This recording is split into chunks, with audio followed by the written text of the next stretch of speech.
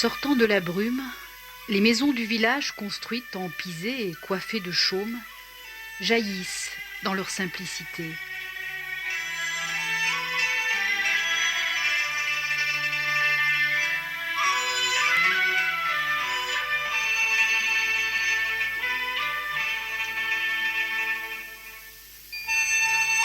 Ici, sous les couleurs tribales de la Chine, des hommes et des femmes vivent encore comme au premier matin du monde, en harmonie avec les esprits, la nature et les grands éléments.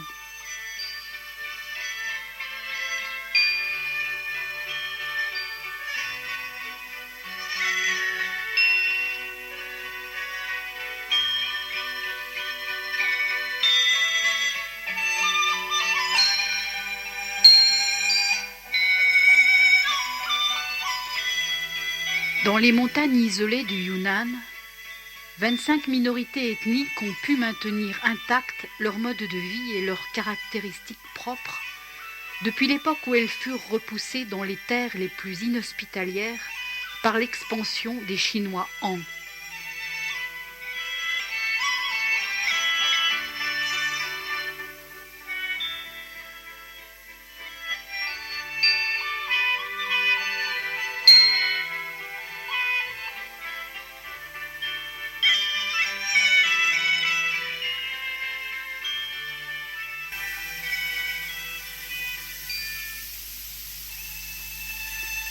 Les nuages se déchirent brusquement.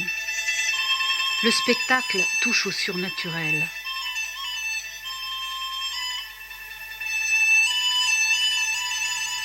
De pente en pente, la montagne est entièrement travaillée, façonnée en terrasses inondées, rizières qui grimpent vers le ciel. Pas un arpent n'y échappe. Comme si une armée de géants s'était offert une volée d'escaliers à sa taille. Chaque marche, dans la lumière, ressemble à une mare d'argent en fusion. Un incroyable réseau de sentiers les relie entre elles. Des bosquets de bambous ont parfois pris racine au carrefour.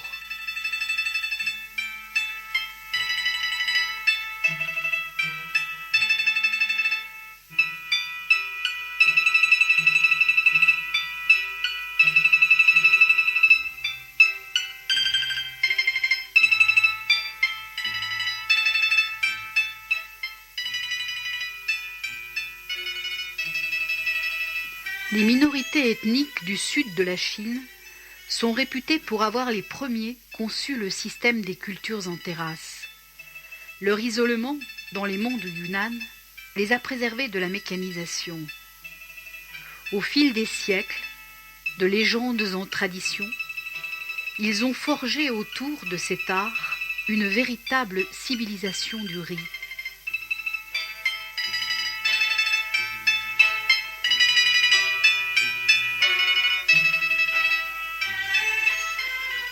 Concentrant à mi-pente leur village, ces tribus n'ont jamais cessé d'aménager les paysages alentours. Elles ont sculpté les montagnes par des terrasses qui sont exploitées jusqu'à 2000 mètres d'altitude.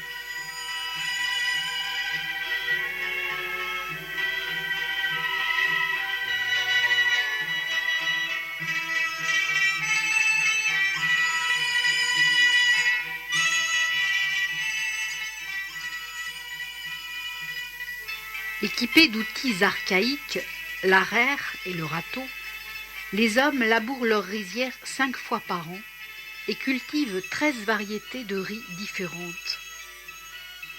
À cette réussite, il faut associer le buffle.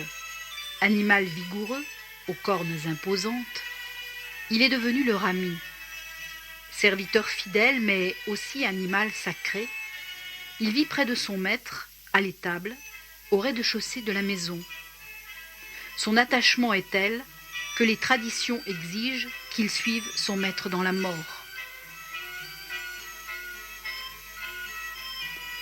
Selon la coutume, les parcelles partagées entre les familles se transmettent de génération en génération, sans procédure écrite. Jusqu'à une période récente, ces paysans ignoraient l'écriture et usait d'un système de cordes à nœuds pour noter les événements de la vie quotidienne. Ces minorités respectent la nature et savent préserver ses équilibres, au point de reconnaître une âme en tout être et en toute chose. Leur force est basée sur l'équilibre spirituel et une complicité naturelle entre eux et leur milieu.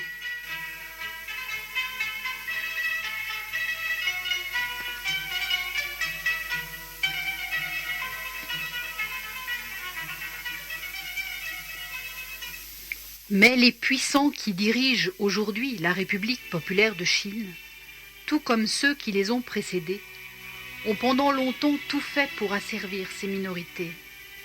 De tout temps, les tribus de Chine ont eu des statuts de serfs.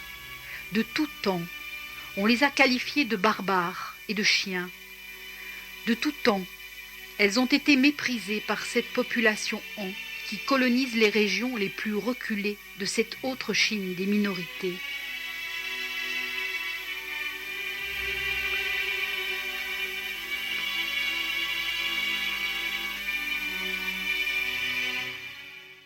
Alors, nous regardons ces civilisations avec nos propres yeux, de notre fenêtre, et nous nous permettons de les juger et de décider ce qui est bien ou mal pour elles, en fonction de nos propres conceptions du progrès.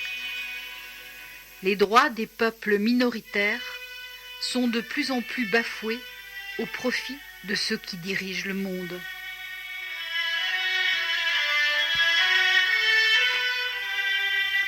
Ici, une science échoue. L'ethnologie n'est pas parvenue à faire accepter les principes fondamentaux de la préservation et du respect au droit à la différence des cultures et des sociétés minoritaires. On se rend compte, alors, avec amertume, combien l'homme se désintéresse de l'homme. Peut-être serait-il temps, maintenant, de se poser certaines questions. Il n'est jamais trop tard.